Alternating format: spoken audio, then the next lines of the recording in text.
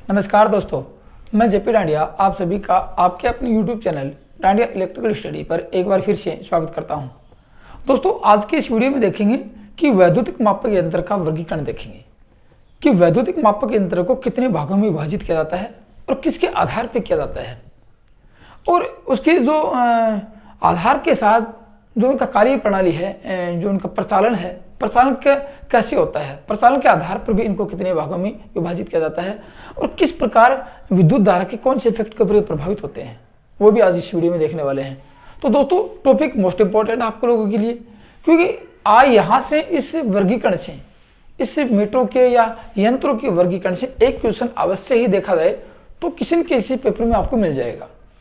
यहाँ से कि टेजेंट गैल्वेनोमीटर कौन सा यंत्र है, या फिर एनर्जी मीटर कौन सा यंत्र है, फिर किलोवाट मीटर कौन सा यंत्र है। यहाँ से आपको एक क्वेश्चन अवश्य ही लगभग 100% मिलने की संभावना होती है। इसलिए ये वीडियो आप लोगों के लिए मोस्ट इंपॉर्टेंट है। यहाँ से एक क्वेश्चन आपके एग्जाम की दृष्टि से देखते हुए मोस्ट इंपॉर्टेंट होता है। इसलिए वीडियो को पूरा देखिए और बिना स्किप किए हुए वीडियो को लास्ट एंड तक देखते रहिए और अपने नोट्स में अपडेट करते चले जाइए। ठीक है, तो आज के इस वीडियो में क्या देखेंगे, वैद्युतिक मापक यंत्र का वर्गीकरण देखेंगे। वैद्युतिक मापक यंत्र का वर्गीकरण देखने वाले हैं। Classification of electrical measuring instrument, classification of electrical measuring instrument.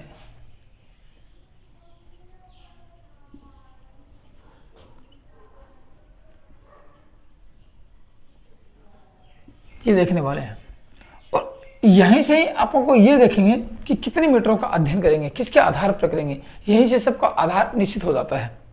ठीक है, अब देखो आपको दिखाता हूं कि सबसे पहले देखेंगे मीटरों का वर्गीकरण किसके आधार पर करते हैं। सबसे पहले ऐसे मान लो कि मैन्युफैक्चरिंग के आधार पर होता है। मैं यहाँ पे आपको मतलब कि उसका वर्गीकरण का आधार दिखाता हूँ, किसके आधार पर इनका वर्गीकरण किया जाता है। जैसे कि मैन्युफैक्चरिंग के आधार पर दिखा देता हूँ आपको। एक तो होता है मैन्युफैक्चरिंग के आधार पर,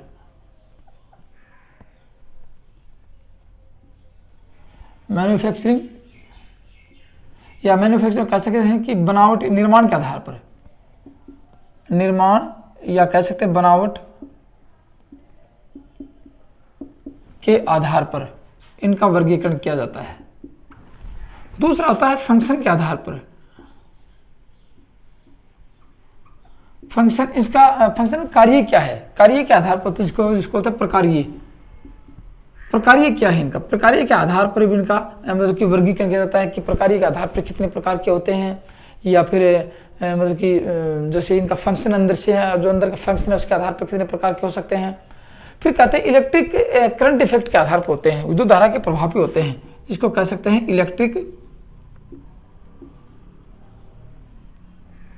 करंट इफेक्ट पे होते हैं कि इलेक्ट्रिक धारा मतलब कि विद्युत धारा के प्रभाव पर ये कितने प्रकार के हो सकते हैं, इनका वर्गीकरण कैसे किया जा सकता है, ये कह सकते हैं यहाँ पे। तो विद्युत धारा के प्रभाव लिख सकते हैं, विद्युत धारा के प्रभाव के आधार पर तीन प्रकारों से, इस तीन तथ्यों के आधार पर इन सभी इलेक्ट्रिक इक्विपमेंट का वर्गीकरण करने वाले हैं। अब मैं इनका थोड़ा सा एक्सप्लेन करवा देता हूँ, फिर धीरे धीरे आपको डिटेल से पढ़ाता हूँ इनकी, और फिर बाद में सबसे इंपॉर्टेंट अपने पास आएंगे ये। सबसे इंपॉर्टेंट कौन से आएंगे, ये तो सिर्फ इनका निर्माण है और प्रकार्य है, लेकिन यहाँ से इस पूरे के पूरे चैप्टर का अध्ययन होता है कौन से, विद्युत धारा के प्रभाव के आधार पर, कि विद्युत धारा का कौन सा प्रभाव के आधार पर ये मीटर कार्य करने वाले हैं। यहाँ से इन पूरे के पूरे चैप्टर अपना इलेक्ट्रिकल मेजरिंग इंस्ट्रूमेंट है, इसका वर्गीकरण इसके आधार पर होता है। तो इनके बारे में धीरे धीरे देखते चले जाएंगे, फिर आपको दिखाता हूँ। इनमें से भी तीनों जो प्रकार्य हैं, तीनों जो तथ्य हैं, इनमें से एक क्वेश्चन अवश्य पूछा जाता है और आपको जानकारी भी होनी चाहिए, आपको नॉलेज भी होनी चाहिए। चलो मैं तीनों की बात कर लेता हूँ। यहाँ से तीनों के आधार पर कितने भागों में बांटते हैं इनको। सबसे पहले दिखाता हूँ मैन्युफैक्चरिंग के आधार पर। क्या दिखाएंगे, मैन्युफैक्चरिंग के आधार पर इनको कितने भागों में बांटते हैं। ऐसे मान लो कि मैन्युफैक्चरिंग के आधार पर दो भागों में विभाजित होते हैं और यहीं से ही इस मीटर की एक वैसे मान लो पीढ़ी शुरू होती है। यहीं से इन मीटरों का, इन यंत्रों का निर्माण शुरू होता है। बहुत से यंत्र मिलेंगे आपको, मैं सबकी कैटेगरी दिखाऊंगा आप लोगों को। अपने इस इलेक्ट्रिकल मेजरिंग इंस्ट्रूमेंट में देखोगे तो सबसे पहले कैटेगरी देखो, आप जो मीटर पढ़ोगे आगे जाके उनमें से कौन सा मीटर किस प्रकार का है, सबसे पहले वो आपको पहचानना होना चाहिए। ठीक है, तो आपको दिखाता हूँ ये दो प्रकार के, दो मैन्युफैक्चरिंग के आधार पर क्या लिखेंगे। एक तो होता है प्राइमरी, प्राथमिक होता है, एक तो प्राथमिक यंत्र होता है जिसको प्राइमरी इंस्ट्रूमेंट बोलते हैं, और दूसरा होता है द्वितीयक यंत्र। दूसरा कौन सा मिलेगा? द्वितीयक यंत्र होता है। अब इसको सेकेंडरी इंस्ट्रूमेंट लिख लेना, सेकेंडरी इंस्ट्रूमेंट और प्राथमिक मतलब प्राइमरी इंस्ट्रूमेंट बोलते हैं इसको। अब देखो प्राइमरी इंस्ट्रूमेंट क्या होते हैं और सेकेंडरी क्या होते हैं। प्राइमरी का मतलब प्राथमिक, सबसे पहले कौन सा बना? ये बना। सबसे पहले अपने जो मीटर पढ़ेंगे, यंत्र पढ़ेंगे, सबसे पहले कौन सा बनेगा? ये बनेगा, इसलिए इसको आधार मानेंगे। इसमें ऐसे मान लो कि परम यंत्र बोल सकते हैं, इसको एब्सोल्यूट इंस्ट्रूमेंट भी कह सकते हैं। क्या कहेंगे? इसको एब्सोल्यूट इंस्ट्रूमेंट कह सकते हैं। इसकी बात यदि की जाए, इसकी बात एब्सोल्यूट होता है, एब्सोल्यूट इंस्ट्रूमेंट हो सकता है। अब एब्सोल्यूट का मतलब याद रखना, इंस्ट्रूमेंट, इसको क्या कह सकते हैं? देखो एब्सोल्यूट को कह सकते हैं, इसको परम यंत्र बोल सकते हैं, परम यंत्र हो सकता है, होता है, या फिर ये मतलब आदर्श यंत्र हो सकता है, आदर्श बोल सकते हैं, इसको आदर्श यंत्र होता है, याद करना बात। और इसको निरपेक्ष यंत्र बोल सकते हैं, निरपेक्ष यंत्र यही होते हैं, निरपेक्ष यंत्र होते हैं। अब इसको देखो परम यंत्र बोलना, आदर्श यंत्र बोलना, या फिर निरपेक्ष, या फिर प्राथमिक यंत्र या प्राइमरी यंत्र, एक ही होता है, सारे के होते हैं। अब ये होते क्या, देखो किस प्रकार कार्य करते हैं। ये किसी राशि को नहीं दर्शाते हैं, किसी राशि के मान को इंडिकेट नहीं करते हैं। जैसे विद्युत धारा प्रवाहित करवाई आप लोगों ने, ऐसे मान लो कि विद्युत धारा उसमें प्रभाव से हुई, चुंबकीय प्रभाव से हुई, या किसी भी प्रभाव से, मतलब कि विद्युत धारा के प्रभाव यहाँ पे उपस्थित हुआ और विद्युत धारा की उपस्थिति हुई वहाँ पे, तो ये विद्युत धारा की उपस्थिति दर्शाता है। याद करना बात, ये विद्युत धारा की उपस्थिति दर्शाता है, न कि उसका मान दर्शाता है। सीधे मान नहीं दर्शाता है, उसकी प्रेजेंटेंस दर्शाता है, उसको डिफ्लेक्ट करता है, ये डिटेक्ट करता है कि यहाँ विद्युत धारा है, विद्युत धारा का प्रवाह है। यहाँ पे कितना है ये नहीं बताएगा, कितना प्रवाह है, 5 एम्पीयर है, 10 एम्पीयर है, या 5 वोल्ट है, 20 वोल्ट है, कितना किलोवाट है, ये नहीं दर्शाने वाला। ये दर्शाता है कि यहाँ पे विद्युत धारा की उपस्थिति है। ऐसे मान लो कि इसके बारे में लिख सकते हैं कि ये विद्युत धारा की उपस्थिति दर्शाता है। ये यंत्र क्या करता है? विद्युत धारा की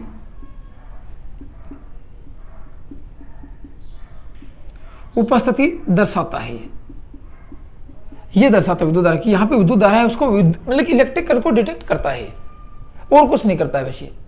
अब देखो इस यंत्र में क्या करेगा ये मतलब कि उसके जो विक्षेपण है, जो विक्षेपण जो उसके जिससे एक पॉइंटर होता है, विक्षेपण मापक यंत्र का स्थानांक होता है, उसके आधार पर ये विद्युत धारा की उपस्थिति दर्शाता है। किसके आधार पर? ये यंत्र विक्षेपण के आधार पर, विक्षेपण के द्वारा, विक्षेपण के द्वारा क्या करता है? विद्युत धारा की उपस्थिति दर्शाता है। जैसे आपको एक अच्छा सा उदाहरण दूं, स्पर्शजा गैल्वेनोमीटर होता है, इसको बोलते हैं स्पर्शजा गैल्वेनोमीटर होता है, गैल्वेनोमीटर होता है। ये काफी बार एग्जाम में आया है। स्पर्शजा गैल्वेनोमीटर कौन सा था? प्राथमिक यंत्र की श्रेणी में कौन सा यंत्र आता है? यही आता है। स्पर्शजा इसको बोलते हैं टेजेंट गैल्वेनोमीटर, टेजेंट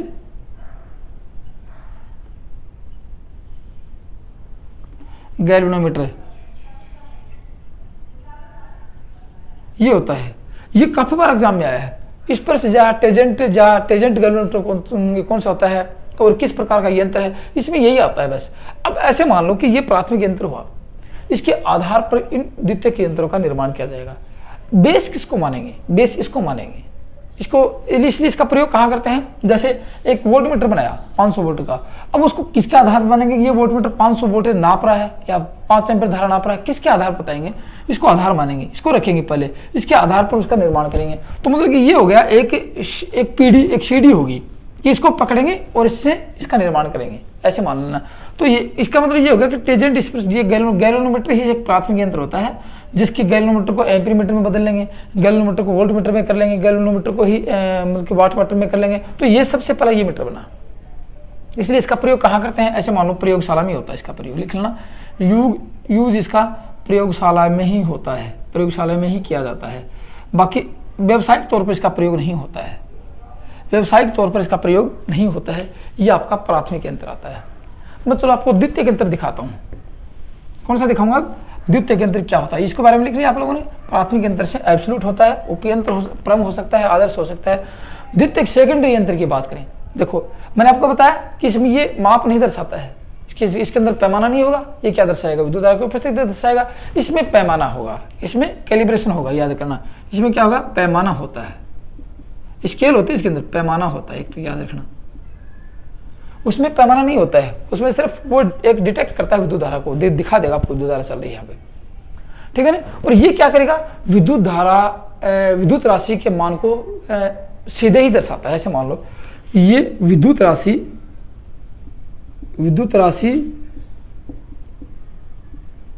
के मान को सीधे ही दर्शाता है।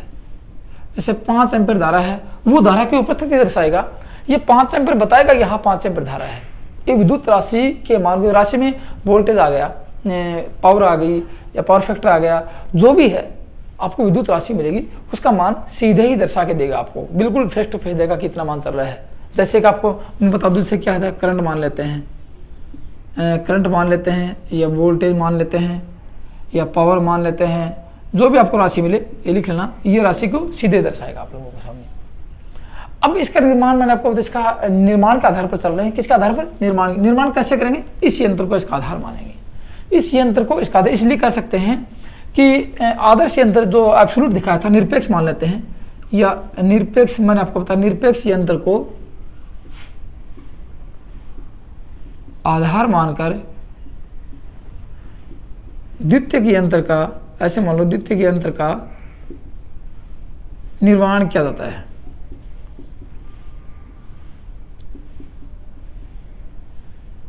निर्माण किया जाता है। अब देखो, पर आदर्श कौन होता है, एब्सोल्यूट कौन होता है, जिसके अंदर कोई कमी नहीं हो, मतलब कि वो कहते हैं सर्वगुण संपन्न होता है। तो इस प्रकार से ये निरपेक्ष यंत्र है, ये जो एब्सोल्यूट है, मैंने आपको बताया था कि सबसे कम प्रतिरोध किसका होता है, ऐसे मान लो कि एब्सोल्यूट यंत्र का ही होता है, गैलोमीटर का हो सकता है, एम्पीयर का होता है मीटरों के मामले में, लेकिन आदर्श कौन है, गैलोमीटर है। इसलिए पूछा जाए गैलोमीटर हो गया, वोल्टमीटर हो गया, इनमें से सबसे कम प्रतिरोध किसका, निम्न प्रतिरोध वाला यंत्र कौन सा है, गैलोमीटर, टेजेंट गैलोमीटर आता है, ठीक है। अब मैंने आपको बताया कि इसको आधार मानकर द्वितीयक यंत्र का निर्माण किया जाता है। अब बताओ, सामान्य रूप से आप देख रहे हो, आप लोग जो रोज मीटर देखते हो, जैसे वोल्ट मीटर देखा, वाट मीटर देखा, एम्पीयर मीटर देखा, कौन सा यंत्र आता है, यही आता है। तो उसको व्यावसायिक तौर पर प्रयोग करते हैं, व्यावसायिक रूप में प्रयोग किया जाता है। ये यंत्र वो नहीं होता, व्यावसायिक रूप में प्रयोग किया जाता है। एक बात ये लिखना कि व्यावसायिक तौर पे कौन से यंत्र आप लोग रोजमर्रा में अधिकतर 90% जो यंत्र, 99% जो यंत्र काम में लेते हैं, वो कौन से होते हैं, सारे के सारे यंत्र। अब पूछा जाए आपका घर में वोल्ट मीटर लगा, कौन सा यंत्र है, द्वितीयक है या प्राथमिक है, द्वितीयक यंत्र है।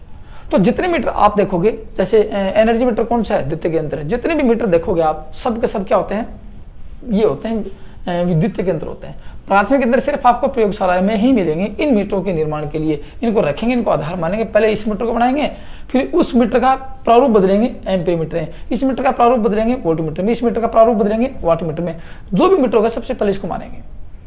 ये होता है आपके दो यंत्र। अपना दूसरा प्रारूप कौन सा था, दूसरा प्रारूप दिखाता हूँ आपको, फंक्शन के आधार पर ये मीटर कितने प्रकार के होते हैं।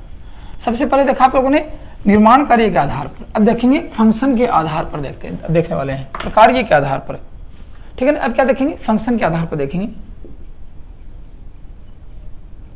फंक्शन या प्रकार्य के आधार पर। प्रकार्य के आधार पर ये मीटर कितने प्रकार के होते हैं। देखो, सबसे मोटी बात, आप लोगों ने वो पीछे देखा, वो एक प्राथमिक यंत्र को मान के द्वितीयक यंत्र का निर्माण किया।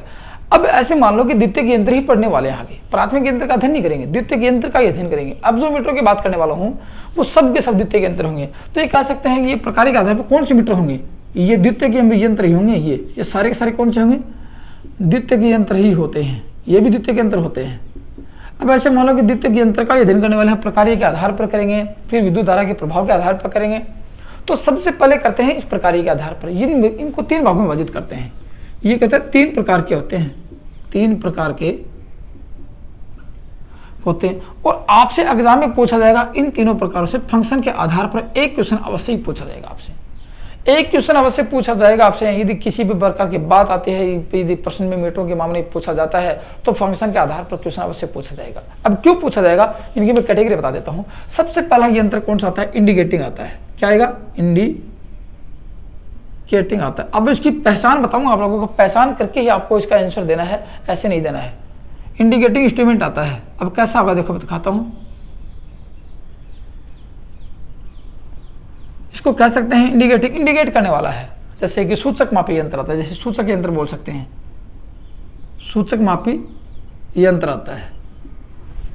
दूसरा आता है इंटीग्रेटिंग, क्या आएगा, इंटीग्रेटिंग आता है।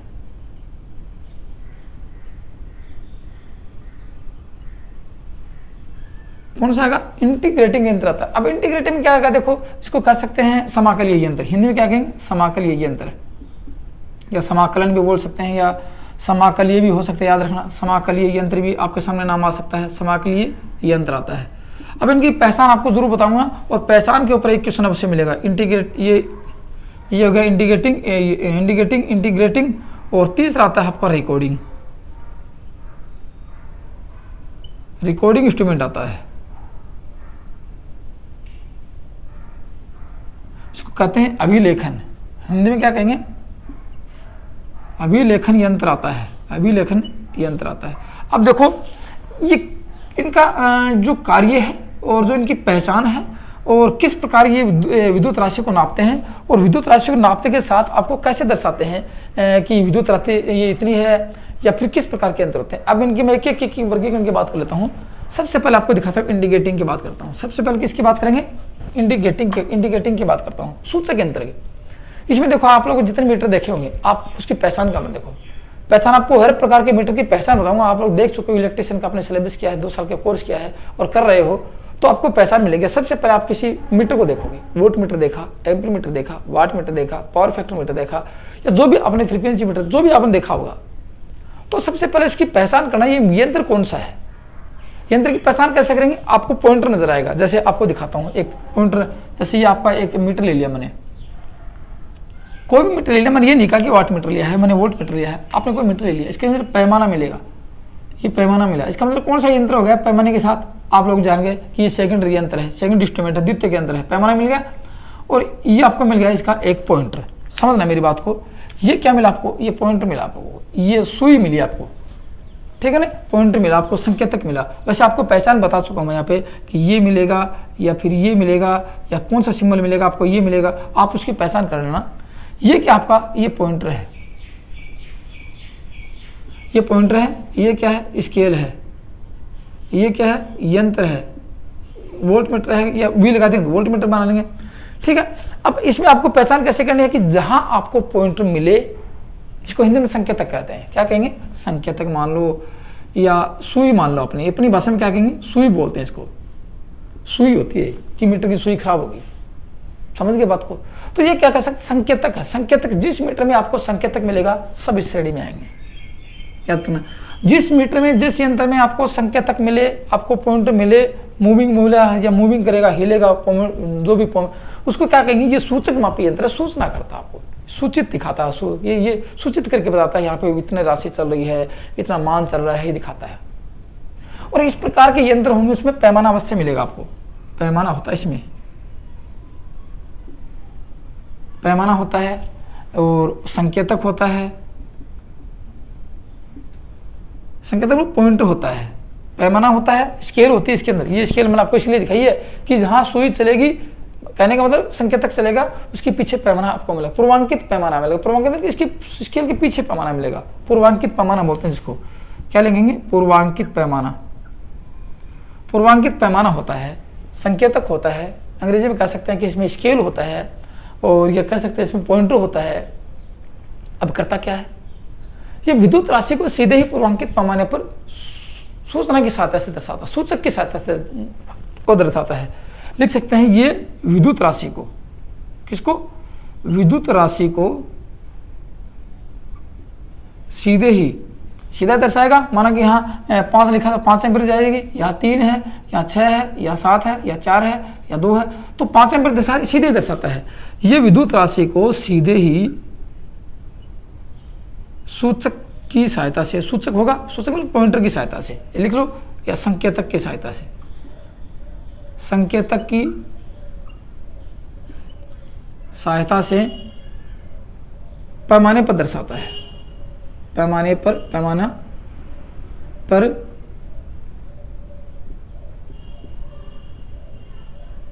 दर्शाता है।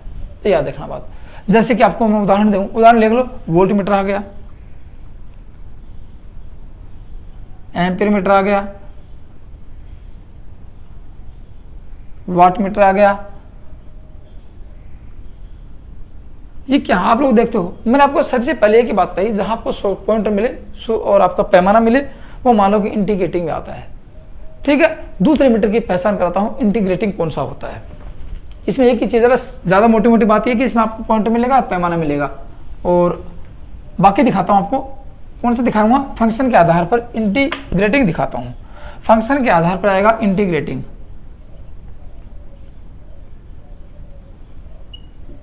इंटीग्रेटिंग इंस्ट्रूमेंट आता है। इसको मैंने आपको बताया था कौन सा आता है, समाकलीय। ये आप नाम से समझ गए होंगे, समाकलन या समाकलन करता है, मतलब सम आकलन। समाकलन का यदि संधि विच्छेद के सम आकलन, आकलन का गणना करता है। सम का मतलब बराबर बराबर गणना करता है, 1 दिन की गणना, 2 दिन की गणना, 5 दिन की गणना, समय समय की गणना करता है। सम का मतलब टाइम अनुसार गणना करना। चलो आपको दिखाता हूँ ये यंत्र क्या करते हैं।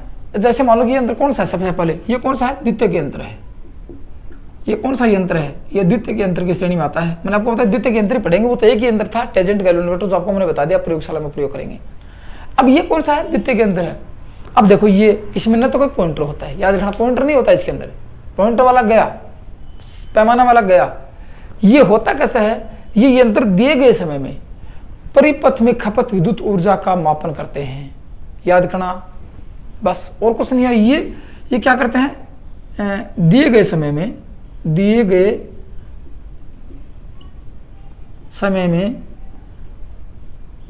परिपथ में खपत विद्युत ऊर्जा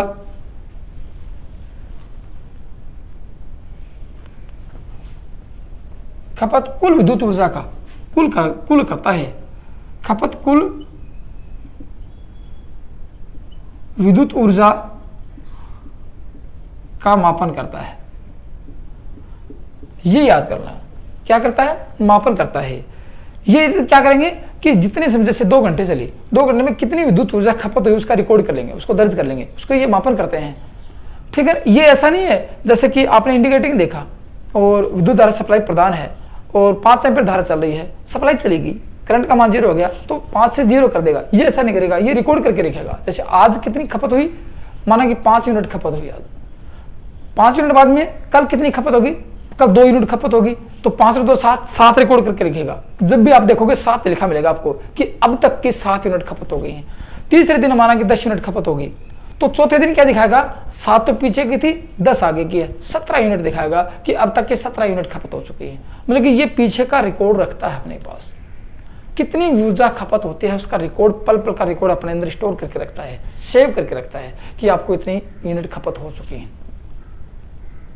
समझ गए आपको बात को। तो क्या कह सकते हैं इसके बारे में, ये दिए गए समय में परिपथ में खपत ऊर्जा को वाट आवर के रूप में पंजीकृत करके रखता है। लिखना, ये दिए गए समय में खपत विद्युत ऊर्जा को वाट आवर के रूप में अपने अंदर पंजीकृत करके रखता है, मतलब सेव करके रखता है। ऐसे लिखना कि अपने अंदर इसको सुरक्षित रखता है। समझ गए बात को। अब आपको दिखाता हूं कि ये मीटर कौन से होते हैं, किस प्रकार इस मीटरों की पहचान करने वाला हो आप लोग। चलो अब देखो, अपने घर पे जो एनर्जी मीटर लगा रखा है, इसकी पहचान लिख ली आप लोगों ने, पहचान तो आपको मैंने बता दी है। जैसे एनर्जी मीटर आता है घर पर,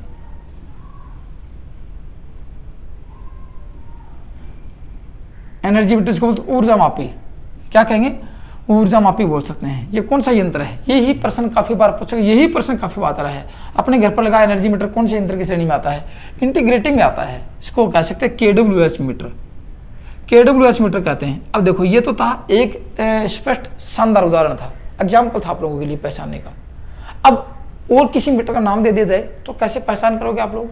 चलो पहचान करने का तरीका बताता हूँ। जिस मीटर में आपको लगे वाट आवर, देखिए वाट आवर का मतलब वाट घंटा, घंटा निशान आपको जहां मिलेगा लास्ट में, वाट घंटा, किलोवाट घंटा, घंटा निशान लास्ट में मिलेगा, जिसे एच आवर बोलते हैं। आवर्स का नाम जहां मिलेगा मीटर में, जैसे ये आवर्स आया, तो आपको पूछे WH मीटर कौन सा यंत्र है, WH मीटर कौन सा यंत्र है, एच लगा आगे, कौन सा है, इंटीग्रेटिंग है। KWH मीटर कौन सा यंत्र है, KWH मीटर आप लोगों को देखा ये कौन सा यंत्र है, H लगा लास्ट में, ये कौन सा यंत्र आएगा, ये आ गया, इंटीग्रेटिंग में आ गया। फिर आपसे पूछा जाए जैसे ये KVARH मीटर आएगा, KVARH ये कौन सा है, ये इंटीग्रेटिंग है, H लगा आपके, KVARH KVAH आ गया, KVAH मीटर आ गया, कौन सा यंत्र है, इंटीग्रेटिंग यंत्र है। लिख रहा नाम VAH आ गया, VAH यंत्र आ गया, कौन सा यंत्र है, H लग गया आगे, कौन सा यंत्र है, इंटीग्रेटिंग यंत्र है। पहचान करने का तरीका मैंने आपको बताया है, H जहां पे लगता है क्योंकि समय की गणना जिसके साथ होती है वो यंत्र इंटीग्रेटिंग में आते हैं, कोई सूचक नहीं होता उसके अंदर। डिस्क घूमती है, इलेक्ट्रॉनिक होते हैं, कैसे भी हो सकते हैं, लेकिन ये विद्युत ऊर्जा की खपत का रिकॉर्ड रखते हैं अपने पास।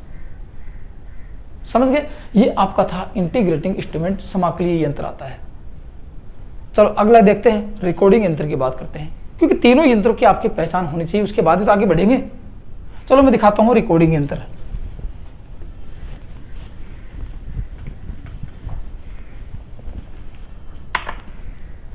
तीसरा कौन सा आता है, रिकॉर्डिंग यंत्र, रिकॉर्डिंग इंस्ट्रूमेंट आता है। अब ये देखो, इसको क्या कह सकते हैं, हिंदी में अभिलेखन कहते हैं, इसका भी बताऊंगा आपको कैसे इसका प्रयोग करते हैं। अभी इलेक्ट्रिकल क्षेत्र में कहाँ प्रयोग होता है, बाकी अन्य क्षेत्र में कहाँ प्रयोग होता है, अभिलेखन यंत्र होता है। अब लेखन शब्द आया है, देखो यहाँ पे लेखन आया, लिखना, लेखन का मतलब लिखना। आप कुछ तो नाम से ही समझ जाना चाहिए आप लोगों को कि क्या ये कहना चाह रहा है, इस नाम से इस मीटर में क्या राज छुपा है, ये तो आपको पहले ही समझ जाना चाहिए। फिर कुछ समझ आते हो, कुछ बाकी इसके अंदर यदि डीपली जाते हैं तो और कुछ समझ आते हैं।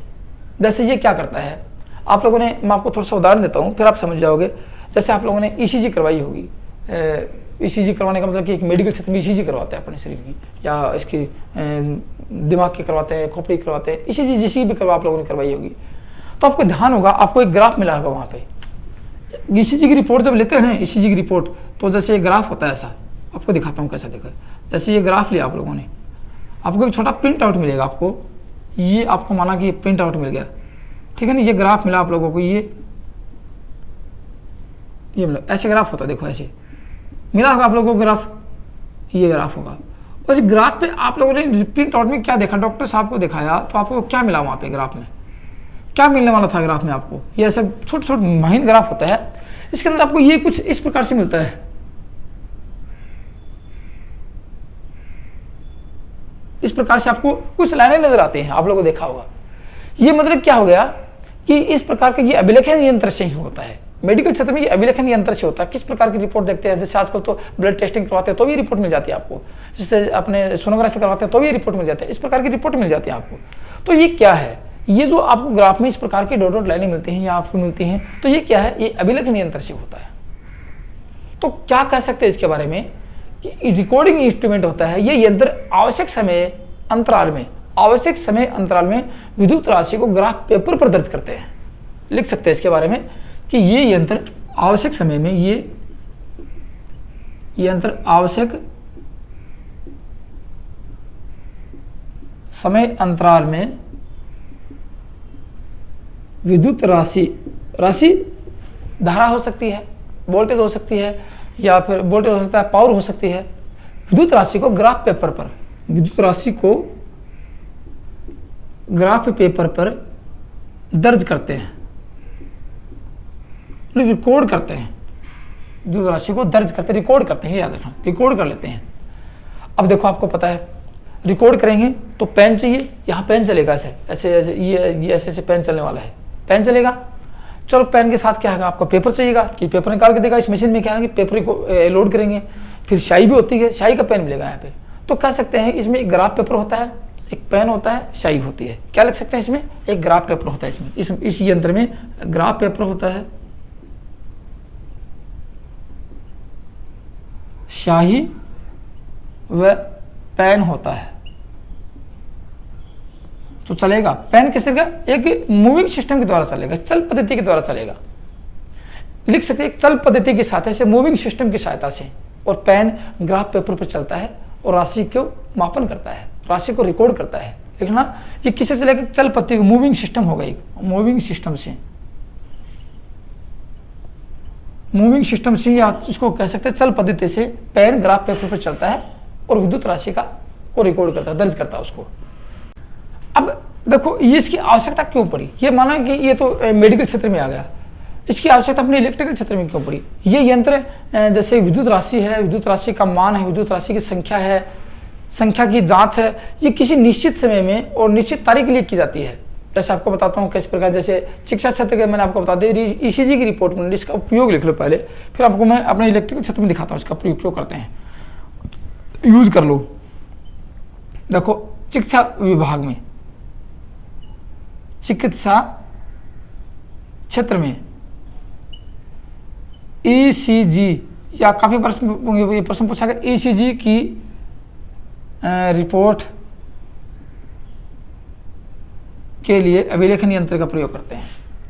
ईसीजी की रिपोर्ट बनवाएंगे उसके लिए करते हैं कि पल पल में कितना बदलाव हुआ आप लोगों में, ठीक है ना, पल पल में कितना बदलाव हुआ।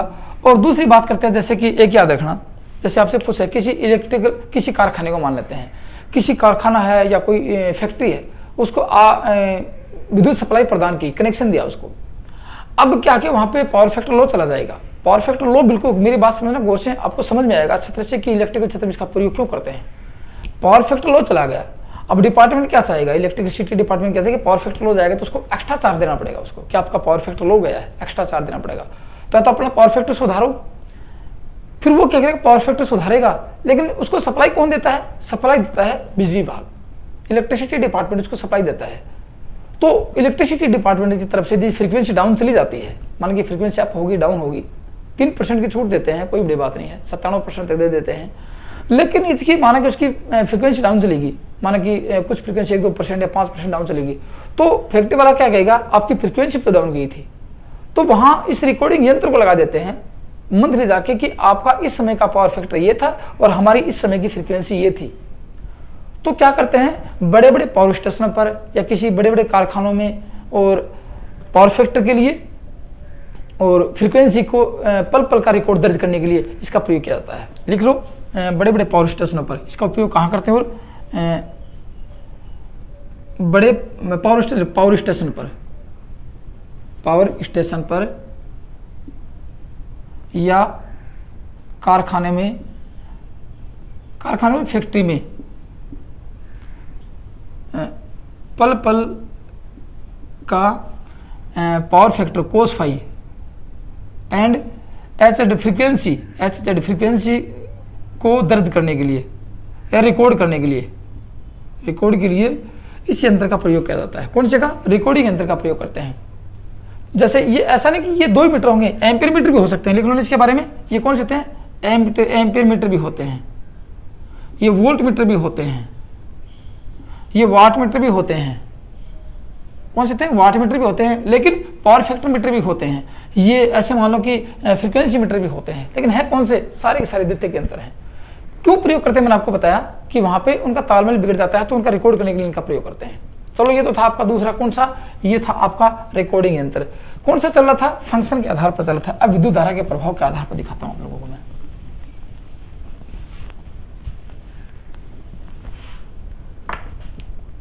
अब है विद्युत धारा के प्रभाव के आधार पर बाई इलेक्ट्रिक करंट इफेक्ट के द्वारा। ये भी कौन से हैं, ये भी सारे द्वितीयक यंत्र हैं। ये भी कौन से रहेंगे, ऐसे मान लो ये भी कौन से हैं, द्वितीयक यंत्र ही हैं। प्राथमिक तो एक ही था, वो आपको मैंने बता दिया। ये भी क्या है, द्वितीयक यंत्र होते हैं। अब आप देखना, जो भी यंत्र काम करेगा वहां पे, जो भी यंत्र जैसे भी काम करेगा वहां विद्युत धारा का प्रभाव अवश्य होगा, विद्युत धारा का प्रभाव अवश्य होगा। विद्युत धारा के प्रभाव के बिना कोई भी इलेक्ट्रिकल इंस्ट्रूमेंट कार्य करने वाला नहीं है।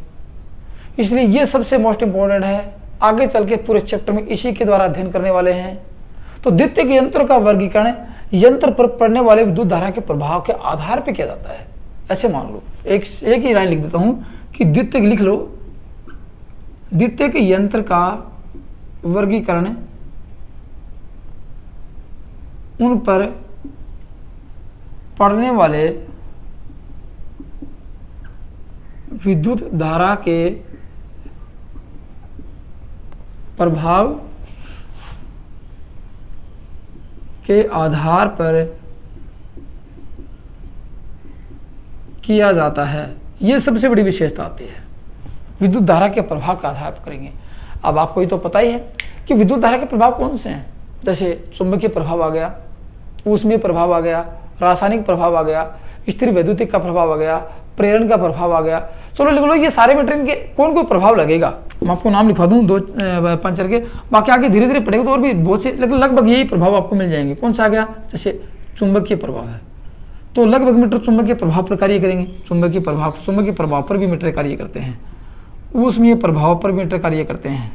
कौन से, ये जब भी आप मीटर देखेंगे ना, कौन कोई जैसे वोल्ट मीटर देखा, वाट मीटर देखा, एनर्जी मीटर देखा, ये आपने पावर फैक्टर मीटर देखा, फ्रीक्वेंसी मीटर देखा, वहाँ कोई ना कोई प्रभाव अवश्य मिलेगा आपको।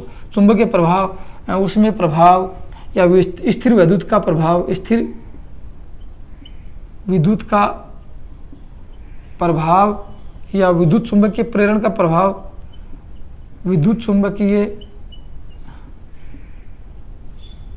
प्रेरण का प्रभाव, ये प्रभाव मिलने वाले हैं आपको।